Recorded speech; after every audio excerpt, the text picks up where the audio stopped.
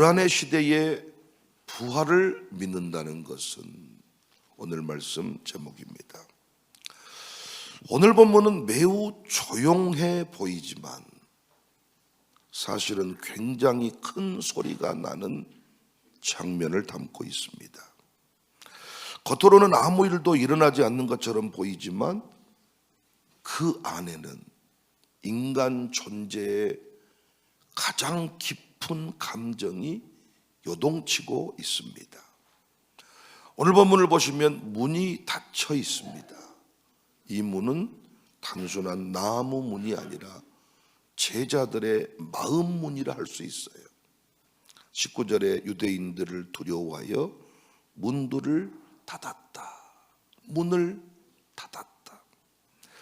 이 한 문장이 지금 우리 시대를 설명해 주는 것 같습니다. 우리도 문을 닫고 살아갑니다. 사람 때문에 문을 닫아버려요. 미래 염려 때문에 문을 닫아버려요. 관계 좌절을 경험한 사람이 문을 닫아버려요. 문을 닫는다는 것은 세상으로부터 나를 보호하는 것 같지만 사실은 나를 더 깊은 고립 속으로 밀어넣는 선택이죠. 문을 닫아버린 순간 불안과 공포는 더 심해지고 결국 문을 닫고 그 안에서 행하는 일은 죽음입니다. 그런데 이 불안은, 공포는 갑자기 찾아오는 감정이 아니라 어떤 사건 이후에 우리 안에 들어와요. 제자들에게 있어서 그 사건은 십자가 사건이었습니다. 십자가는 단순히 예수님의 죽음이 아니라 그들의 기대, 그들의 미래, 그들의 꿈이 무너진 사건이었습니다. 십자가 앞에서 그들은 모든 것이 끝났다라고 생각했을 것입니다. 이것이 불안의, 두려움의 본질입니다. 불안은 앞으로 어떻게 될지 모를 때 생기는 것이 아니라 붙잡고 있던 것이 무너졌을 때 생깁니다. 우리 현대인들도 직장을 잃으면 불안합니다. 건강이 무너지면 불안합니다. 관계가 깨지면 불안합니다. 그것들이 우리 삶의 기반이었기 때문입니다. 그래서 사람들은 불안을 해결하기 위해 각자 나름대로의 또 다른 기반들을 만들어 가죠. 대표적인 게 돈입니다. 있는 돈에 만족하지 않고 더 돈을 쌓으려고 합니다. 불안함을 해결하기 위해서 보험을 늘려갑니다. 불안한 겁니다. 치매도 올 것 같고 암도 걸릴 것 같고 교통사고도 날 것 같고 온갖 불안증, 불도 나버릴 것 같고 여러 불안증이 늘어가니까 보험 항목이 갈수록 늘어갑니다. 사람들에게 집착합니다. 정보를 더 많이 수집합니다. 해보셨지만 그 모든 것은 불안을 잠시 늦출 뿐 근본적으로 해결할 수는 없잖아요. 불안의 근원은 환경이 아니라 결국 존재의 문제이기 때문에 성경은 이 문제를 아주 오래전부터 보여주고 있습니다. 이스라엘 백성은 불안할 때마다 반복적으로 같은 선택을 했죠. 그들은 불안할 때마다 하나님을 버리고 눈에 보이는 무엇인가를 붙잡았는데 그게 결국 우상이었습니다. 출애굽기 32장을 보면 모세가 산에 올라간 사이에 백성들이 불안해합니다.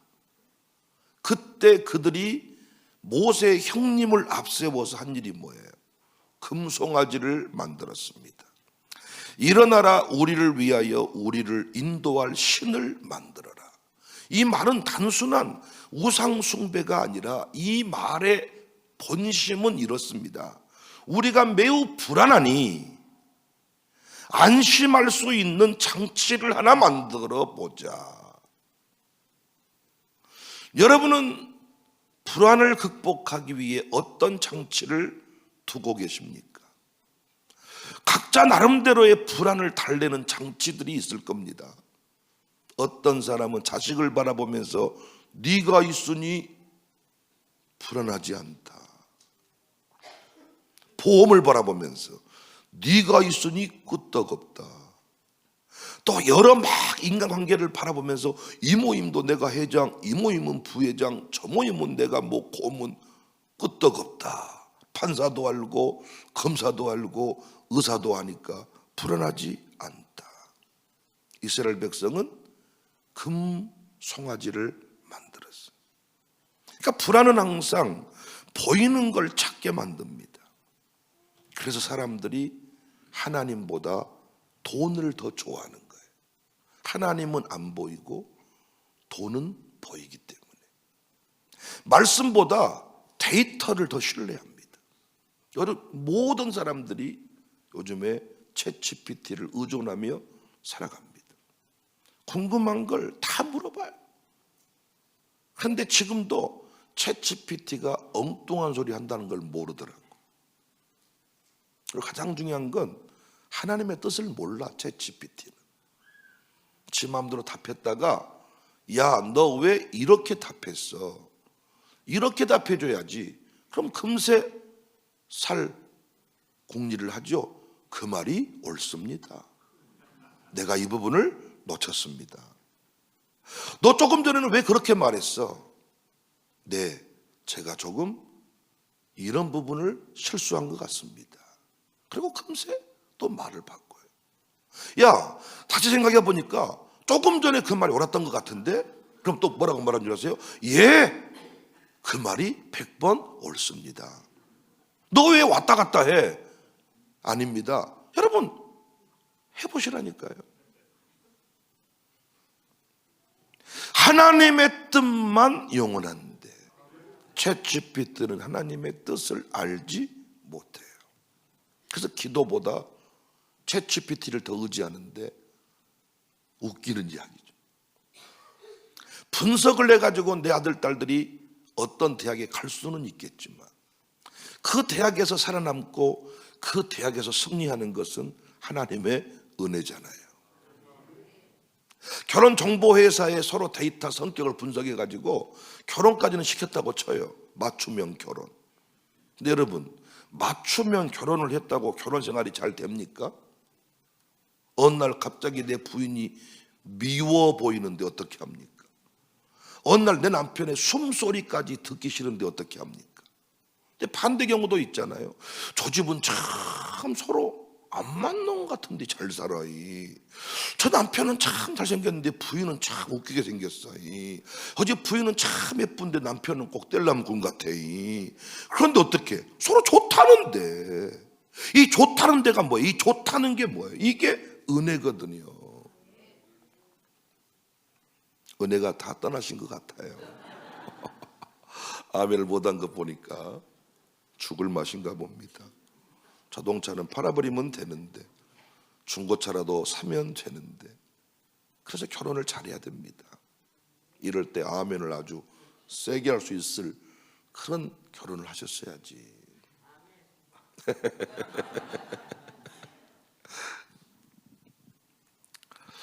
그래서 여러분, 어떤 눈에 보이는 걸 의존하면 의존할수록 더 큰 혼란, 더 깊은 불안, 결국 무너지죠. 어렸을 때 우리 수사반장, 어렸을 때 전설의 고향 이런 프로그램을 저녁에 했는데 항상 저는 기억나는 게 금요일 밤이 되면 부모님이 구역 예배 가실 때 수사반장을 했어요. 창호지 발라져 있는 그런 문에서 우리가 이렇게 사는데 너무 무서워서 숟가락으로 문고리를 걸고 꼽아놔. 그러고 봤더니 창문도 열려 있고 부엌문도 열려 있고 밖에 문도 열려 있고 그래서 다 문을 때려 잠궈 놓고 잠들어 버리면 부모님이 오셔가지고 문 열어라. 그런데 어떻게 끝내 못 일어나니까 어떻게 손가락을 집어넣어 가지고 다 문을 열어버리잖아요. 어떤 목사님이 당신의 교회 장로님이 파병 부대에 근무하고 계셔서 꼭 한번 그 근방 집회 갔다가 오라 그래서 방문한 적이 있대. 공항에서부터 엄청나게 긴장을 주면서 방탄조끼를 입히고 차를 타고 가는데 한 번 불안증이 밀려오니까 방탄조끼 입으면 못하냐, 머리는 비어있는데, 또 밑에 보았더니 다리도 비어있고 총알이 다리로 들어오면 어떻게 하냐. 그래서 처음에는 방탄조끼를 입으니까 이 어떤 든든함이 생겼는데, 가다 보니까 온통 자기는 헬멧도 쓰고 있고 다 이렇게 뭔가 보호장구가 있는데 없더라는 거지. 그때 순간적으로 방탄조끼가 네 인생을 지킬 것 같느냐. 큰 교회 목사님의 설교 중에 간증을 하시더라고요. 보이는 건 영원하지 않죠. 다시 본문으로 돌아와 보면 문이 닫혀 있습니다. 유대인들이 두려웠습니다. 동네를 떠들썩하게 하고 돌아다녔는데 그들의 대장이 십자가에서 처참하게 죽어버렸습니다. 여러분, 수계를 따랐던 제자들도 죽음의 위기를 맞이한 거죠. 두려워서 문을 닫아버렸습니다. 얼마나 불안합니까? 그때 예수님이 오십니다. 여기서 놀라운 사실이 있어요. 예수님은 문을 두드리지 않으셨어요. 문을 열라고 말씀하지도 않으셨어요. 그냥 들어오셨어요. 이게 부활입니다. 시공간을 초월해서 찾아오시고 만나 주실 수 있는 사건이 부활 사건입니다. 부활은 우리가 준비되어 있을 때 오는 것이 아니라 우리가 무너져 있을 때에도 찾아오는 능력입니다. 부활하신 예수님이 첫 번째 무슨 말씀을 하셨나요? 19절에 너희에게 평강이 있을지어다.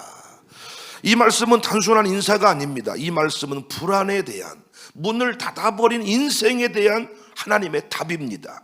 여러분, 오늘도 문을 닫아버리고 불안과 공포에 붙들려 있는 인생들, 세상에 무엇으로도 그 불안함을 해결할 수가 없습니다. 여러분, 자식을 의존해 보세요. 그럼 반드시 자식이 실망을 안겨줄 겁니다. 어떤 친구를 한번 의존해 보세요. 한번 도움 줬다고 그 친구를 의존하면요, 한두 번까지는 도와주는데 그 다음부터는 핸드폰 연락이 잘 안 될 겁니다. 누구든지 인간 관계는 의지하면 의지할수록 실망으로만 돌아옵니다. 보험을 넣으면 넣을수록 보험 그 빠져있는 부분이 또 불안할 거고요. 빠져있는 부분에다가 또 항목 돈을 더 올려야 돼. 결국은 보험만 넣다가 죽을 겁니다. 저는 보험 무용론자가 아닙니다. 지혜롭게 설계를 받아서 능력껏 잘 정리를 해두면 도움이 되더라고요. 그러나 그것이 내게 어떤 안전함, 어떤 평안을 준다고 생각해서는 안 된단 말이에요. 지금 문을 닫아버린 인생들이 있습니다. 결혼 못한 친구들도 마찬가지예요. 결혼을 안 하겠다고 마음먹은 친구들도 이 불안 때문에 그렇습니다. 두려움 때문에.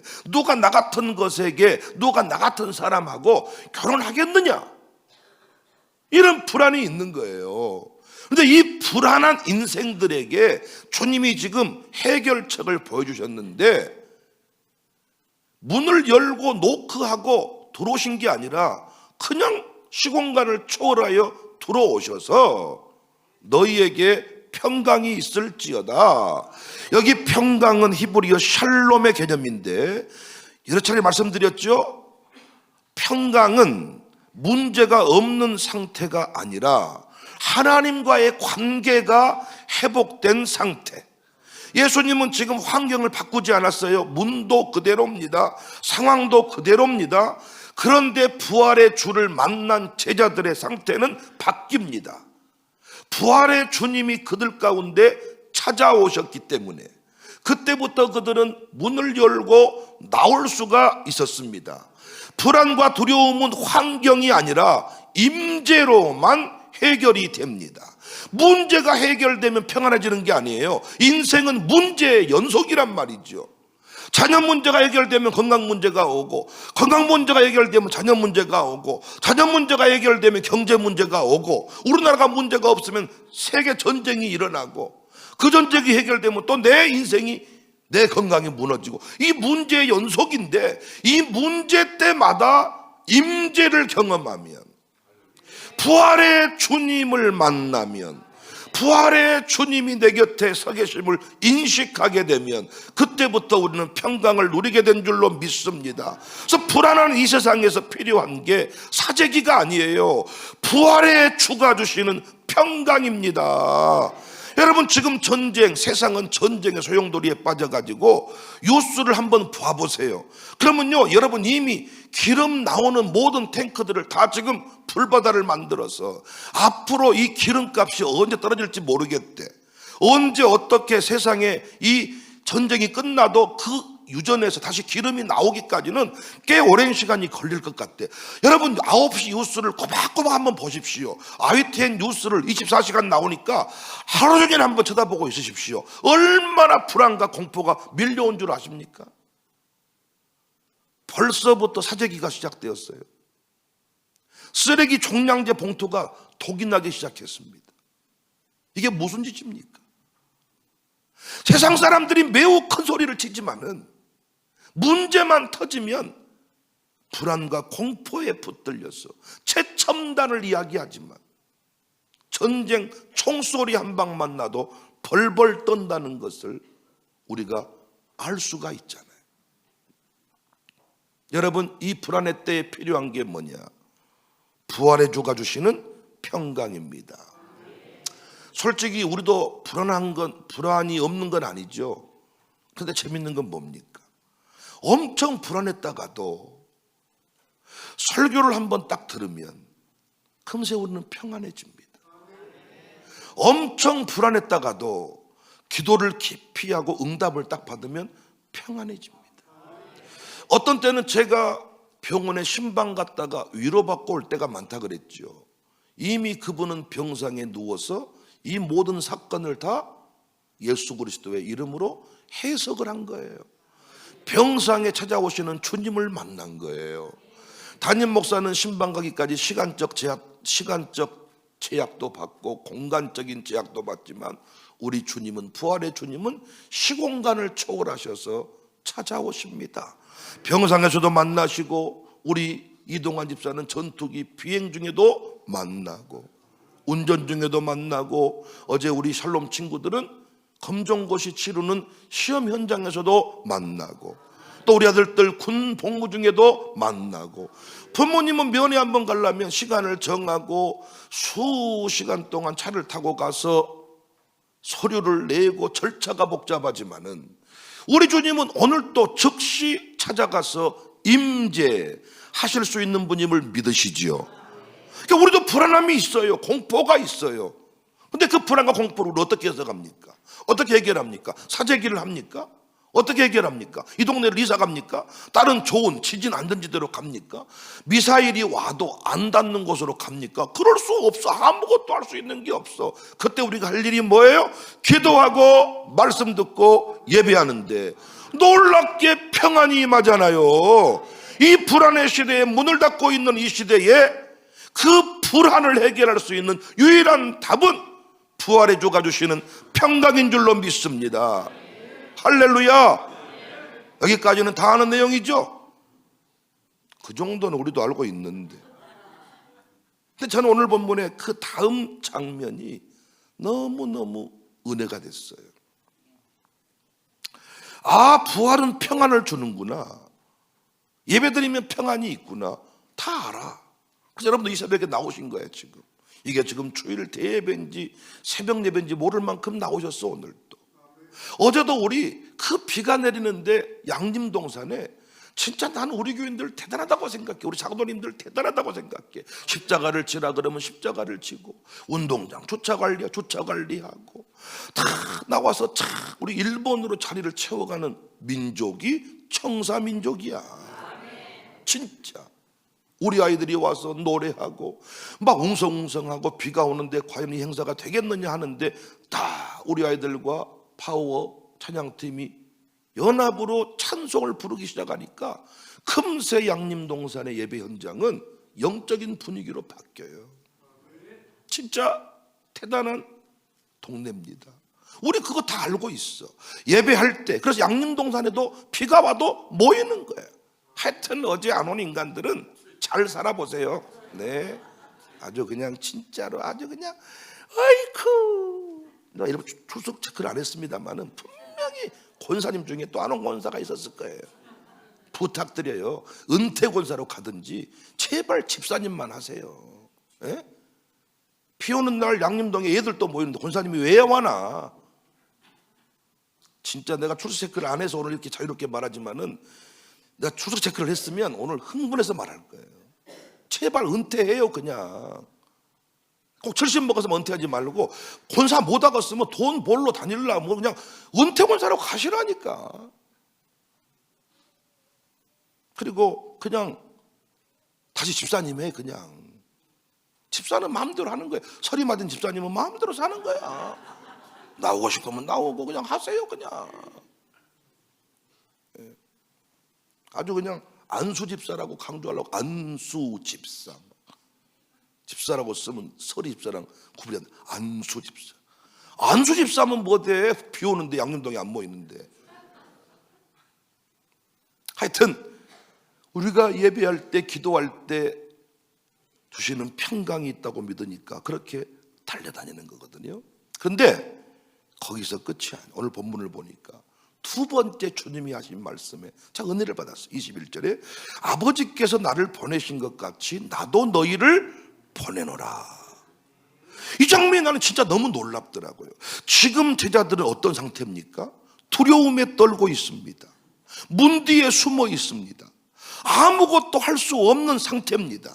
그때 예수님이 그들에게 뭐라고 말해요? 보낸다. 여기서 우리는 참 중요한 진리를 발견해야 됩니다. 불안과 공포의 시대에, 지금 불안과 공포의 시대, 여러분 뭘 해도 매우 불안합니다. 여러분이 한번 불안증이 몰려오기 시작하면요 살 수가 없습니다. 여러분이 한번 잠이 안 와가지고 커피 먹은 게 전라도 말로 이게 딱 걸려가지고 계산기를 놓고 우리 집안에 이자 나가는 것부터 시작해서 딱 들어온 수입 지출을 한번 때려봤더니 우와 엄마 이건 끝이다 야. 부도다 야. 당장 나가서 뭘 해야 쓰겠다 야. 복권부터 사야 쓰겠다 야. 이 한 번 여러분이 이 불안증이 몰려오면요 못 삽니다. 불안과 공포에 붙들려 있는데 문 뒤에 숨어서 아무것도 할 수가 없는데 그때 예수님이 하신 말씀이 뭐냐? 보낸다는 거야. 그러니까 이 불안과 공포의 시대에 참된 기쁨과 자유를 누리는 길은 안정된 환경을 찾는 것이 아니라 개인적인 문제를 가지고 씨름하는 것이 아니라 아멘할 준비하세요. 보내심에 집중하는 거예요. 사람이 불안해지는 것은 자기 생각에 매몰되기 때문입니다.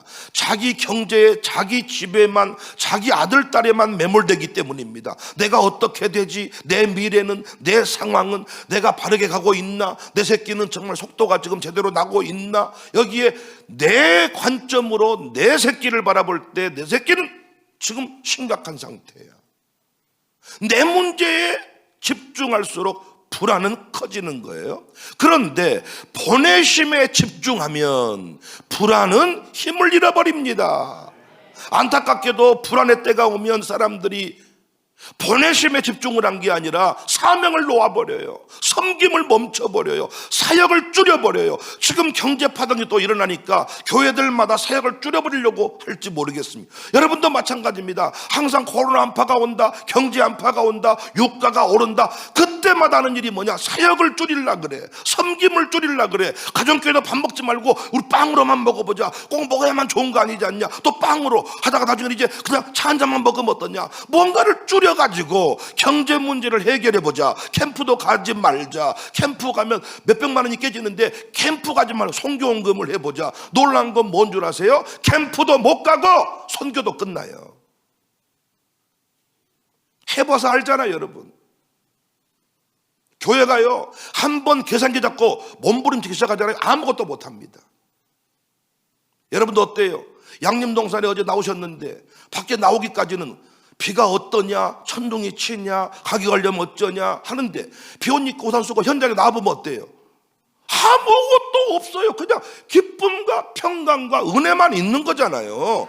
나오기 전에는 두렵고 힘들고 이것이 되겠냐, 어쩌면 좋냐 이러는데 비도요 조금 더디면 그냥 만져주려고 애를 쓰는데 조금 더 시작하면 애나 모르겠다 우산 벗고 그냥 가는데 기쁨이 있잖아요. 지금은 숨어 있을 때가 아닙니다. 여러분, 지금 숨어 있다고 나 혼자 살 수 있는 게 아니라 죽으면 같이 죽고 살면 같이 사는 거지. 지금은 숨어 있을 때가 아닙니다. 도망칠 때가 아니라 미사일이 떨어지면 다 죽어요. 어디 동굴로 들어가면 사는 게 아니라 그럼 다 죽고 나만 살면 뭔 재밌대요 그게. 아니 우리 동네 사람이 다 죽어버렸어. 나 혼자 살았어. 뭐예요 그게. 여러분, 우리 교인 다 죽었는데 혼자 살고 싶으세요? 잘 사세요 그 뭐. 혼자 그냥 잘 살아요 혼자. 아니 아들도 죽고 손주도 죽고 딸도 죽었는데 혼자 할머니만 살았어. 그 할머니가 복 받은 할머니입니까? 아니 여러분, 세상이 지금 공포에 붙들려 전 불바다가 됐으면 그걸로 같이 끝나겠다는 거잖아요. 그런데 살아있는 동안이라도 기쁨으로 감격으로 사는 길은 뭐예요? 보내심에 집중하는 거예요. 내가 이 땅에 보냄받았다. 보냄받은 자는 보냄받은 자가 아니라고 할 때까지는 절대 끝이 아니다. 보냄받았다는 의식을 가지고 지금도 어디로 가야 돼요? 보내는 곳으로 가란 말이에요. 보내는 곳으로. 어제도 양림동으로 모이자 그쪽으로 나오란 말이에요. 금요일날 새벽예배 우리 교회에서 안 모이고 토요일날 모이겠다. 왜 금요일날도 새벽예배 안 나오고 토요일도 왜 안 나오는 거예요? 집사하세요 그냥. 이방인이 기도 잘한 거 보세요. 기도만 잘하면 못한대요. 아니 어제 비가 와서 몸이 불편한 분은 내가 못 나오게 했어. 그분들 말하는 게 아니라 사지 멀쩡해가지고 아주 그냥 꽃단장하고 다니는 것 보면 아주 그냥 걸을 때 보면 아주 그냥 좋은 건 다 먹고 아주 그냥 이건 이래서 못 먹고 저건 저래서 못 먹고 그래놓고는 피우니까 안 나와버려. 오늘 설교가 좋은 설교인데 그거 양림동이 떠올라가지고 아주 자꾸 숨어 있을 때가 아니야. 움츠려들면 안 돼. 한 번 쫄리면 다 두려워요. 한 번 두려움에 딱 붙들리면 나무 소리도 두렵고 바람 소리도 두렵고 비와도 두렵고 눈 와도 두렵고. 그러나 한 번 딱 다스리기 시작하면 눈도 좋고 폭풍도 좋고 바람도 좋고 뭐 유가 파동, 저는 이런 걸 무시하고 살자는 게 아니란 말이에요. 언제 파동 아닌 적이 있었냐고요. 그 파동도 하나님이 일으키신 거고 전쟁도 하나님의 주권 속에 있는 거잖아요. 그때 하나님의 뜻은 이 땅에 이루어져야 되잖아요. 그래서 택함 받은 자를 보낸다잖아요. 지금 미군은 대통령이 가라 그러면 가잖아요. 이단은 지금 움츠러듭니까? 신천지를 지금 이렇게 몰살시켜버리겠다고 해도 신천지는 지금도 움직이잖아요. 움직이면 두렵지 않습니다. 주님이, 부활의 주님이 문을 닫고 제자들에게 와가지고 평강이 있을지어다. 그리고 하시는 말씀이 내가 너희를 보낸다. 이 안에 있으면 더 두려워. 세상을 향해 나아가라. 사명을 붙들고 달릴 때 은혜 위에 은혜가 부어진 줄로 믿습니다. 은혜 위에 은혜 받았죠? 구원받은 은혜. 근데 그 은혜 위에 또 은혜가 있단 말이에요. 은혜 위에 은혜는 가만히 있는 사람에게 임하지 않아요. 부름에 응답하는 사람에게 임해요. 부활을 믿는다는 게 뭐냐? 예수님이 살아나셨다는 것을 인정하고 끝나는 게 아니라 부활을 믿는다는 것은 평강을 누리는 것입니다. 부활의 주님이 지금 갈릴리에만 계셨던 주님이 아니에요. 오늘 또 이 자리에 오시는 주님이십니다. 주님이 평강이 있을지어다. 평강이 있을지어다 이렇게 굳이 말씀하지 않아도 노래할 때 평강이 임하잖아요. 사셨네, 사셨네. 예수님 다시 사셨네. 영광을 노래할 때, 선포할 때 우리 안에 주시는 평강이 있잖아요. 술로 누릴 수 없는 평강, 사람들의 말로 이루할 수 없는 평강, 그 평강이 주님의 평강입니다. 여러분, 위기의 때, 불안의 때에는 사람들 만나 수다 떤다고 되는 게 아니에요. 경제 전문가가 뭔 소용에서 전쟁이 나버렸는데, 경제 전문가가 뭔 소용에서 지 컴퓨터가 바이러스 먹어버리는데, 챗GPT가 바이러스 먹어버리면 아무것도 못해줘. 어떻게 하실래요? 내비를 따라 길세 다니신 분은 내비가 멈춰버리면 어떻게 하실래요? 광주도 못 찾아다니겠네요. 우리는 핸드폰 잊어버렸는데 핸드폰 잊어버리면, 저는 제 아내하고 우리 아버지, 우리 어머니 세 번호만 알고 있는 것 같아. 두 아들도 모르고 장놈들 번호는 하나도 몰라. 내가 어디 산에 떨어졌다 그러면 나는 거기서 그냥 가야 됩니다. 번호를 모른다. 번호를 핸드폰 잊어버리면 어떻게 하실래요? 여러분, 우리가요 이 세상에서 살아남을 수 있는 유일한 길은 하나님의 인도하심입니다. 은혜 위에 은혜뿐입니다. 은혜 위에 은혜. 할렐루야. 내가 치매 걸렸어. 주님을 못 알아봐. 주님을 못 불러. 누구시여? 이래버려. 놀라운 건 뭔 줄 아세요? 주님이 날 기억해서 내가 구원받는 거야. 그러니까 우리 이 땅에서 지금 이 불안의 시대를 살 수 있는 길은 요수를 안 보는 겁니다. 요수에 묵상하지 않는 겁니다. 챗GPT에게 묻지 않는 겁니다. 일을 할 때일수록 어떻게? 하늘의 평강을, 깊은 임재로, 깊은 관계로, 깊은 교제로, 그리고 주님이 보내신 곳에 서 있는 겁니다. 청사교회가 보내신 자리에만 서 있으면 두렵죠. 왜? 은혜 위에 은혜로라. 그런데 우리가 계산해서 우리가 원하는 지대에 서 있으면 모든 게 불안합니다. 여러분, 남은 돈 가지고 한번 써보고 사십시오. 그러면요, 이게 불안과 공포 때문에 쓸 수가 없대요. 1,000만 원이 있어. 처음에는 커 보여. 그런데 100만 원, 5매, 9매, 900만 원, 5매, 50만 원, 5매, 30만 원, 5매, 전기세, 5매, 800만 원 믿겠네. 5매, 700, 5매, 하나도 없네. 500이네요. 하나도 없네, 이제.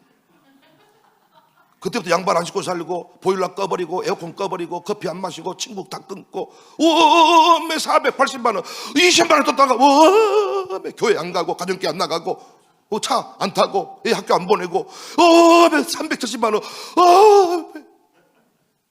그러다가 죽는 거예요. 근데 놀라운 건 뭐냐? 은혜 위에 은혜라라. 놀라운 것은, 하고 있는데 누가 밥을 사주네.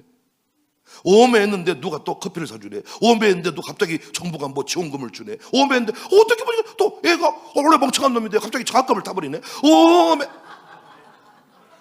또 그 사라진 방법이 있다잉. 어떤 놈이 갑자기 내 차를 뒤에 때려 박아버리더니 갑자기 보상금이 또 200만 원 나오네.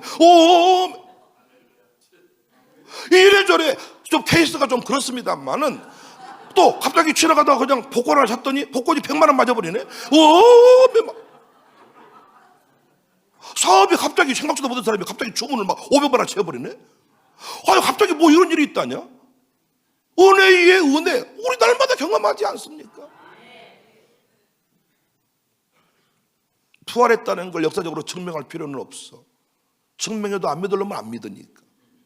근데 우리는 증명 안 해도 믿어줘. 주의 부활했다. 아멘. 그걸로 끝난 게 아니라 부활을 믿는다는 것은, 불안의 시대에 부활을 믿는다는 것은 평강을 누린다는 것이고, 부활을 믿는다는 것은 그분이 보내신 자리에 서 있는 것이다. 거기서 우리는 세상을 이길 수가 있습니다. 기도하겠습니다.